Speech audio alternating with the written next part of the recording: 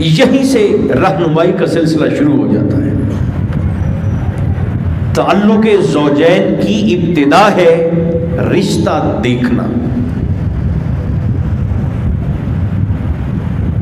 عام طور پر ہمارے معاشرے میں کیا ہوتا ہے، ہم کسی جگہ جب بیٹے کا یا بیٹی کا رشتہ طے کرتے ہیں تو عموماً کیا دیکھا جاتا ہے؟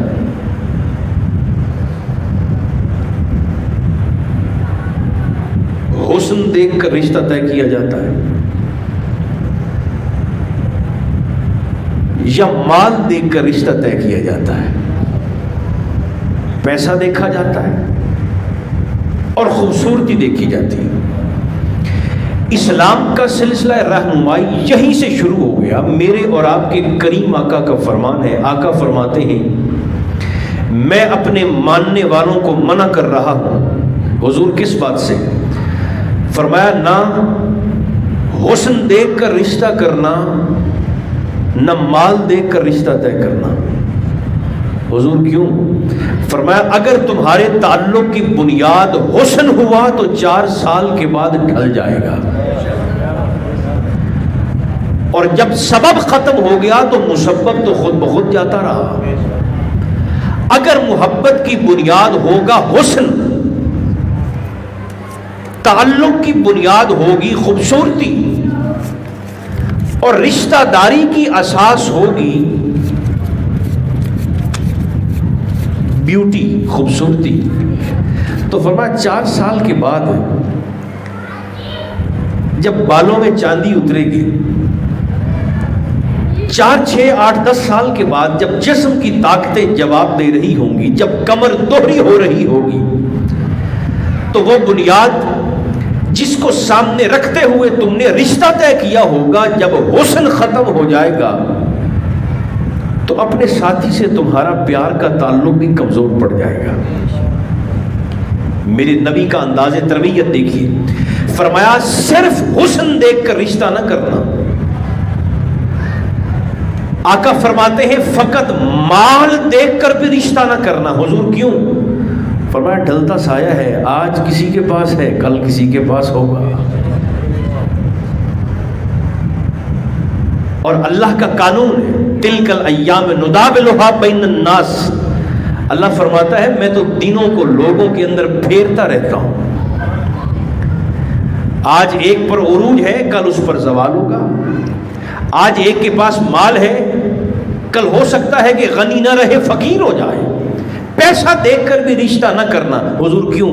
فرمایا سامنے والے کا پیسہ تمہاری طبیعت میں لالچ پیدا کرے گا، اور میرے معاشرے میں یہ بڑھتا ہوا کینسر آج میں دیکھ رہا ہوں۔ ایمانداری سے مجھے بتائیے، جو آپ سارے یہاں پر باوضو تشریف فرما ہیں، مجھے بول کر بتائیے کیا اپنے معاشرے میں ہم آج یہ تعلق کا کینسر دیکھ نہیں رہے؟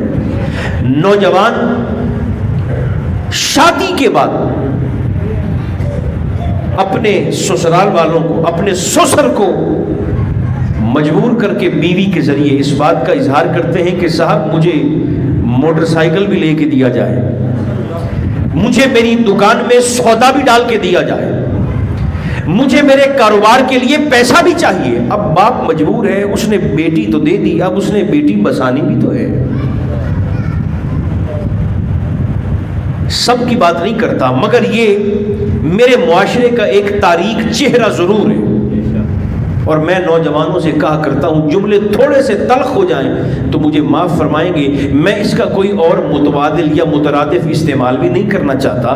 ایسے نوجوانوں سے میں یہ ضرور کہنا چاہتا ہوں کہ اگر تو اتنا ہی مستحق تھا کہ رب نے تجھے کمانے کے لیے ہاتھ دیے، اگر بیوی کو چھت نہیں دے سکتا تھا، بیوی کو لباس نہیں دے سکتا تھا، بیوی کو اپنی حیثیت کے مطابق خوراک نہیں دے سکتا تھا، تو پھر کسی کے خاندان کو برباد کرنے کا تجھے حق یہ کس نے دیا ہے؟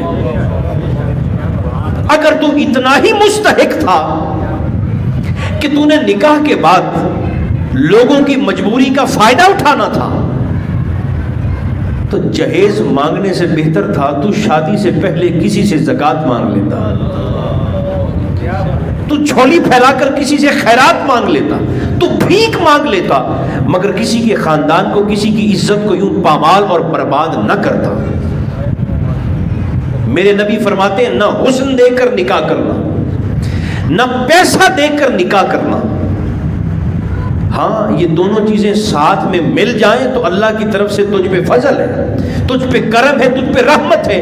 صحابہ نے عرض کیا حضور نہ حسن دیکھیں، نہ پیسہ دیکھیں، نہ مال دیکھیں، پھر کیا دیکھ کر رشتہ کریں؟ سرکار نے فرمایا دینداری دیکھنا، بلکہ میرے